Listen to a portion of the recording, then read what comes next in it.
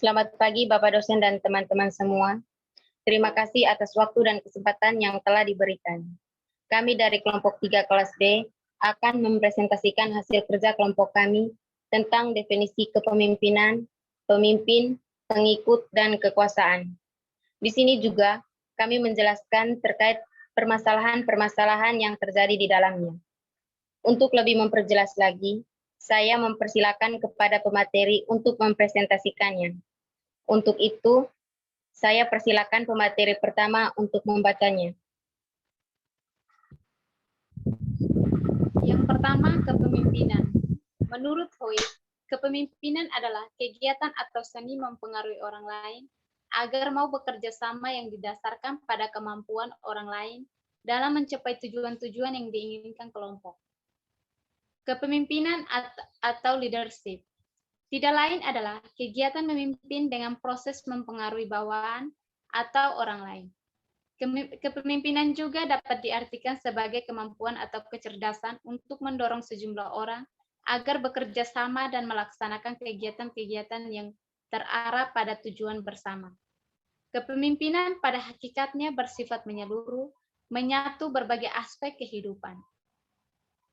Konsep kepemimpinan juga merupakan konsekuensi logis dari kehidupan peradaban manusia, baik peradaban pra-modern maupun modern.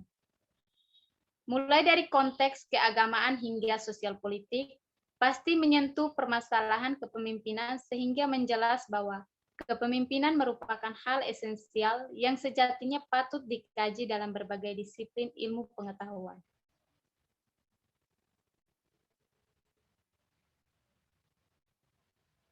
Konsep kepemimpinan sejatinya mampu berkembang seiring dengan kebutuhan dan perkembangan zaman. Hal ini bisa dilihat dari bagaimana kepemimpinan teokrasi dan monarkis pada masa pra-Renaissance berubah pada periode selanjutnya menjadi diktator proletariat atau Uni Soviet, serta kepemimpinan fasis atau Italia dan Jerman. Sehingga akhirnya kepemimpinan dewasa ini menjadi primadona yang belum tergantikan oleh konsep baru. Dalam kepemimpinan tidak selalu berjalan dengan mulus, namun ada juga permasalahan yang kerap sering terjadi di dalam seperti berikut ini misalnya. Tidak adanya visi dan misi yang jelas dari seorang pemimpin. Contoh permasalahannya yaitu Korea Utara.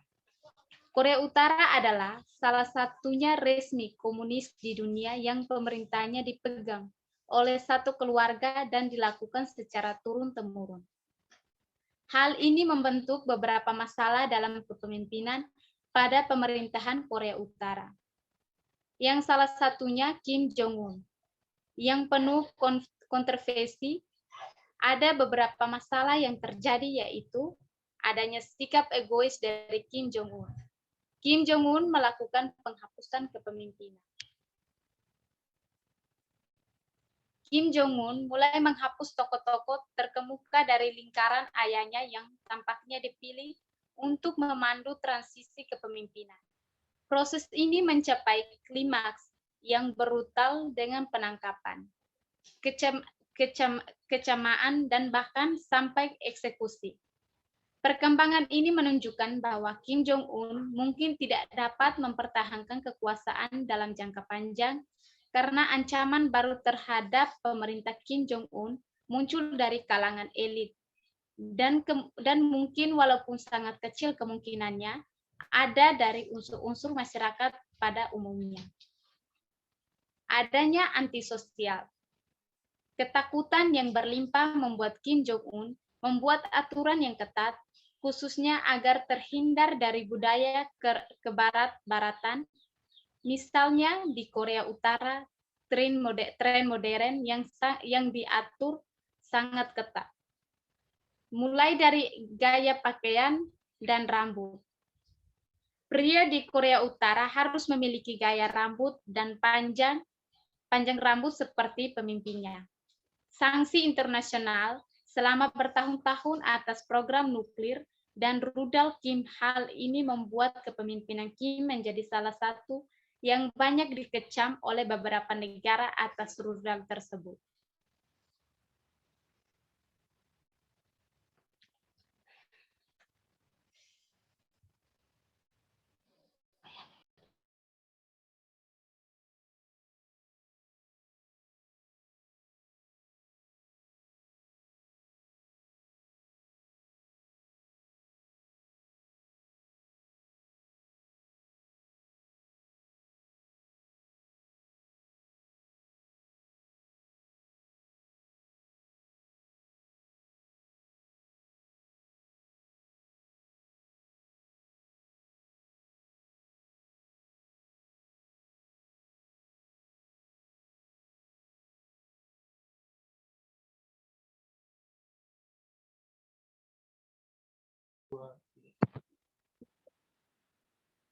Berikutnya pemimpin. Menurut Robert, pemimpin atau leader adalah mereka yang menggunakan wewenang formal untuk mengorganisasikan, mengarahkan, mengontrol para bawahan yang bertanggung jawab supaya semua bagian pekerjaan dikoordinasi demi mencapai suatu tujuan. Salah satu contoh permasalahan seorang pemimpin seperti Presiden Soeharto, yang dimana kita kenal sebagai pemimpin yang otoriter dan sebagai pemimpin yang paling lama menjabat sebagai presiden di Indonesia kurang lebih selama 32 tahun. Pada masa pemerintahan Presiden Soeharto, Orde Baru masa pemerintahan tersebut sangat otoriter. Semua rakyat harus tunduk dan patuh pada pemerintahan dan tidak boleh ada pemberitaan tentang pemerintah.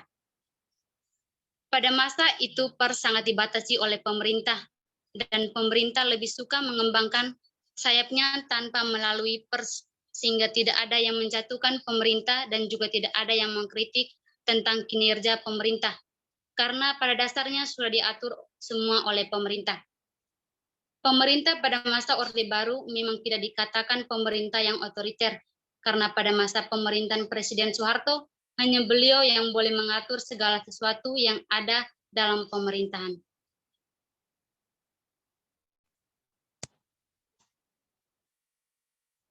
Berikut pengikut. Menurut Kentel, pengikut atau follower adalah individu yang membuat penilaian tentang para pemimpin dan kemudian memutuskan apakah mereka mengikuti pemimpinnya atau tidak. Hal ini juga menunjukkan bahwa apa pembagian kekuasaan antara pemimpin dengan pengikut yang mempengaruhi hasil dan itu tergantung pada keputusan untuk mengikuti atau tidak. Jadi, pada intinya pengikut adalah perilaku mencontoh, meniru, yang selalu di belakang dan bergerak maju sejalur dengan apa yang ada di depannya, baik itu gerakan fisik maupun sumber pemikiran. Status pengikut menentukan kemampuan dalam mempengaruhi pemimpin.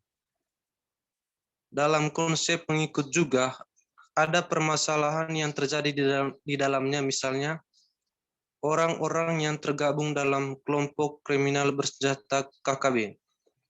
Tentunya mereka juga merupakan sebagai pengikut dari suatu pemimpin negara yaitu presiden dan lintas provinsi sebagai pengikut gubernur.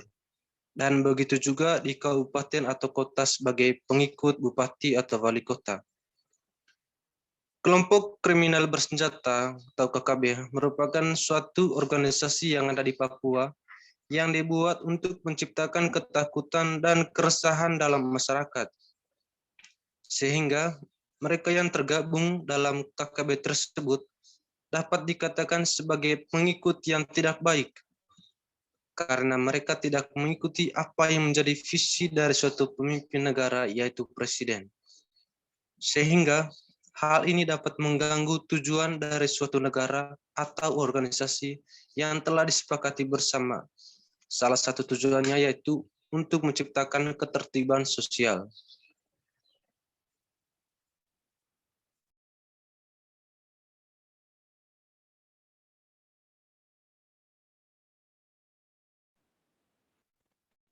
Kekuasaan. Menurut Rogers, kekuasaan adalah kemampuan seseorang untuk mengubah orang atau kelompok lain dalam cara yang spesifik.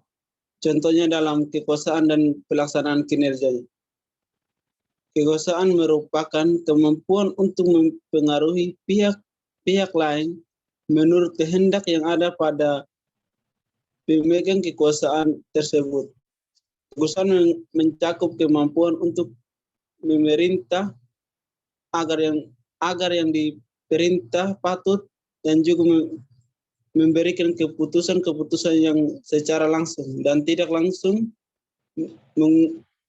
mempengaruhi tindakan-tindakan pihak lain. Dalam konsep kekuasaan juga ada permasalahan-permasalahan yang terjadi di dalamnya. Misalnya kudeta yang terjadi di Myanmar, di mana dalam kejadian itu kekuasaan seorang pemimpin Myanmar atau presiden diambil alih secara paksa oleh pihak militer Myanmar.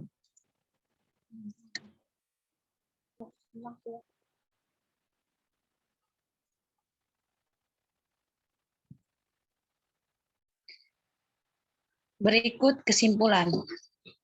Kepemimpinan atau leadership tidak lain adalah kegiatan memimpin dengan proses mempengaruhi bawahan atau orang lain. Kepemimpinan juga dapat diartikan sebagai kemampuan atau kecerdasan untuk mendorong sejumlah orang agar bekerja sama dalam melaksanakan kegiatan-kegiatan yang terarah pada tujuan bersama. Kepemimpinan pada hakikatnya bersifat menyeluruh, menyatu berbagai aspek kehidupan. Menurut Robert, pemimpin atau leader adalah mereka yang menggunakan wewenang formal untuk mengorganisasikan, mengarahkan, mengontrol para bawahan yang bertanggung jawab supaya semua bagian pekerjaan dikoordinasi demi mencapai suatu tujuan. Menurut Keane et al., pengikut atau followers adalah individu yang membuat penilaian tentang para pemimpin dan kemudian memutuskan apakah mereka mengikuti pemimpinnya atau tidak. Kekuasaan merupakan kemampuan untuk mempengaruhi pihak lain menurut kehendak yang ada pada pemegang kekuasaan tersebut. Kekuasaan mencakup kemampuan untuk memerintah agar yang diperintah patuh dan juga memberikan keputusan-keputusan yang secara langsung dan tidak langsung mempengaruhi tindakan-tindakan pihak lainnya.